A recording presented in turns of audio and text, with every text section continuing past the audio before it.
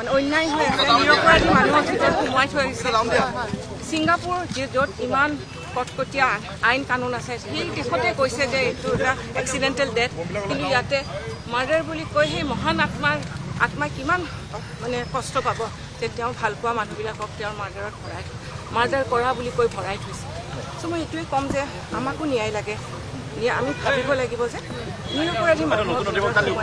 আজি আপোনালোকৰ ফালৰ পৰা নতুন অধিবক্তা এগৰাকী নিয়োগ কৰা হৈছে প্ৰাণ বৰা হয় তেখেতে আহিছে আমাক ৰিপ্ৰেজেণ্ট কৰিবলৈ আমি আশা কৰিছোঁ যে আমাক ন্যায় পাম আমিও ন্যায় পাম কাৰণ এইটো নিৰপৰাধী মানুহ এজনৰ ভিতৰত ভৰাই থৈছে for no fault of his the only thing that he did was to try to represent Assam take the whole culture of north east to the rest of the world so that people know about our culture about a rich tradition কিন্তু আমাৰ কি হৈছে আমাক সেই কাৰণে তেওঁক নি ভিতৰত ভৰাই থৈছে জুবিনৰ নিচিনা মহান আত্মাই বহুত কষ্ট পাব যে তেওঁ যিটো ভিজন তেওঁ শ্যাম কানুৰ লগত শ্বেয়াৰ কৰিছিল সেই মানুহজনক যে আজি তেওঁক ভিতৰত ভৰাই থৈ দিছে চ' মই এই ঈশ্বৰলৈ প্ৰাৰ্থনা কৰিছোঁ যে আমিও যাতে ন্যায় পাওঁ আৰু কিন্তু আপোনালোকে নেগলিজেন্সৰ কথা কৈছে ভিতৰততো মাৰ্ডাৰ বুলি কৈ আছে নহয় এই তেখেতৰ কুৱেশ্যনটোত মই কৈছোঁ আৰু নেগলিজেন্স ক'ত হ'ল তেওঁক আমি বিশ্ব দৰবাৰত প্ৰতিষ্ঠা কৰিব যোৱাটো জানো নেগলিজেন্স হ'ব পাৰে জুবিনে কিন্তু যোৱাৰ আগতে কৈ গৈছিলে যে মই যদি নাযাওঁ তেতিয়া এজনে ছুইচাইড কৰিব সেইবোৰ কোনে কৈছে নিজে কৈ গৈছিলে নাই কোৱা কাৰ আগত কৈছে আপোনালোকৰ আগত জানো কিবা হেৰি আছে প্ৰমাণ আছে কিন্তু তাৰমানে জুবিনে কিমান ভাল পাইছিল তেওঁক যে তেওঁ ছুইচাইড কৰা ভয় খাইছিলে যদি কথাটো হয় কিন্তু মই কেতিয়াও নাভাবোঁ জুবিনক কোনেও জোৰ জবৰদস্তি একো কাম কৰাব নোৱাৰে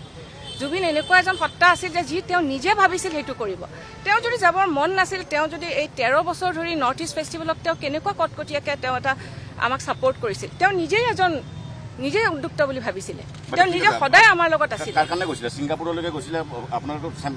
নহয় শ্যাম কানুৰ মহন্তৰ কাৰণে নহয় তেওঁ কৈছিলে যে নৰ্থ ইষ্ট আৰু অসমৰ কালচাৰটো তেওঁ পৃথিৱীত প্ৰতিষ্ঠা কৰিবলৈ তেওঁ গৈছিলে এইটো বুলি যে ভূপেন হাজৰিকাৰ 100 বছৰ যেতিয়া হ'ব সেই ভূপেন হাজৰিকাৰ গান তাতে তেওঁক দিব লাগিছিলে যিখিনি প্ৰয়োজন আছিলে বেলেগ হোটেলত থাকি জুবিন গাৰ্গক কিয় বেলেগ হোটেলত ৰাখিছিল বেলেগত পাৰ্টি কৰিবলৈ যাব দিছিলে আমি জুবিন গাৰ্গক কেনেকৈ আপোনালোকে জোৰ জবৰদস্তি ধৰি ৰাখিব কওক তেওঁক যাব দিয়া বা হেৰিটোতো আমিতো জুবিনক আমি য'ত জুবিনে পেন পেচিফিক মানে ছিংগাপুৰৰ চবতকৈ বেষ্ট হোটেলখনত ৰাখিছোঁ য'ৰ 400 মিটাৰ দূৰত হস্পিটেল ৰেফাৰেন্স হস্পিটেল পৃথিৱীৰ ভিতৰত চবতকৈ ডাঙৰ হস্পিটেলখন আছে জুবিন গাৰ্গে ইয়াৰ পৰাতো য়ট পাৰ্টিত যোৱাৰ প্লেন নাছিলে তাতে গৈ প্লেন কৰিছে তাতেতো শ্যাম কানু মহন্ত সেইখিনি সময়ত 50 কিলোমিটাৰ দূৰৰ এখন মিটিঙত আছে তেওঁ ৰাতিপুৱালৈকেতো আমি গমেই নাপাওঁ যে তেওঁ তালৈকে যাব হয় আছে